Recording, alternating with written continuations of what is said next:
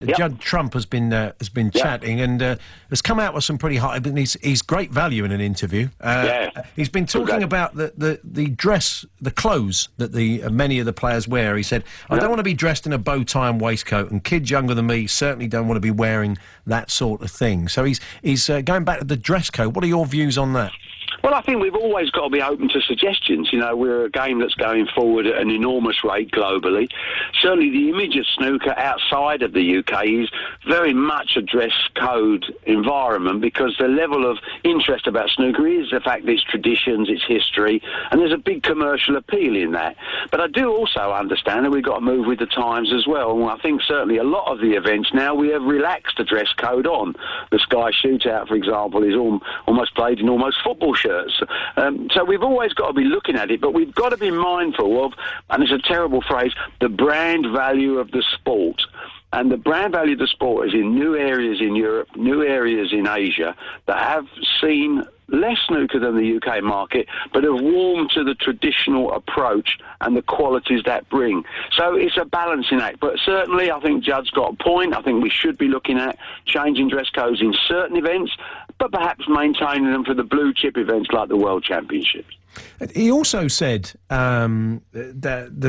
he said snooker needs rivalries. Rivalries sell. People hating each other, wanting to beat each other up. In a way, I do want people to hate me. If that's going to attract more people to the sport, it's got to be done. I'm not sure that's 100% accurate. I think snooker, like most sports, needs personalities. Now, whether there's a rivalry, you know, we're not football. You know, Arsenal fans don't like Tottenham fans and vice versa. But we don't actually experience that in snooker. You don't actually dislike anybody, but you may have a favourite. But it depends on the level of personality. If you look at one of the big success stories of darts, for example, a lot of people love Phil Taylor, but they don't actually dislike his opponent. So it's a different type of entertainment, and the character needs to transcend the sport. So a Ronnie O'Sullivan, a Judd Trump, they're big ticket sellers because they play exciting, they've got a fast, exciting lifestyle, and they warm themselves to the younger audience. But I don't think you need to hate anyone in sport. I think you need to be appreciative of the talent they have, and if they're charismatic characters, like Judd Trump undoubtedly is, they will sell tickets, and the game will be modelled around that type of style of play in the future. Quick word for the incredible Steve Davis. This is 33rd UK Snooker Championship. I know. It's amazing. It's just, you know, I get a little bit frustrated. Why isn't Sir Steve Davis? I have never worked out. He's without doubt the finest ambassador we have ever produced over generations. Never, no one has come up even to touch him. The fact that he can be so competitive, so in love with his game at 55 years old.